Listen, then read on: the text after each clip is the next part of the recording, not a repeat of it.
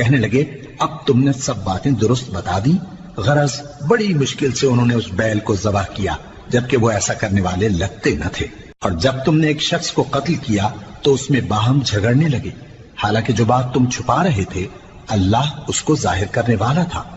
چنانچہ ہم نے کہا کہ اس بیل کا کوئی سا ٹکڑا مقتول کو مارو. اس طرح اللہ مردوں کو زندہ کرتا ہے اور تم کو اپنی قدرت کی نشانیاں دکھاتا ہے تاکہ تم سمجھو. پھر اس کے بعد تمہارے دل سخت ہو گئے گویا وہ پتھر ہیں یا ان سے بھی زیادہ سخت. اور پتھر تو بعضے ایسے ہوتے ہیں کہ ان میں سے چشمے پھوٹ نکلتے ہیں اور بعضے ایسے ہوتے ہیں کہ پھٹ جاتے ہیں اور ان میں سے پانی نکلنے لگتا ہے. اور بعضے ایسے ہوتے ہیں کہ اللہ کے خوف سے گر پڑتے ہیں.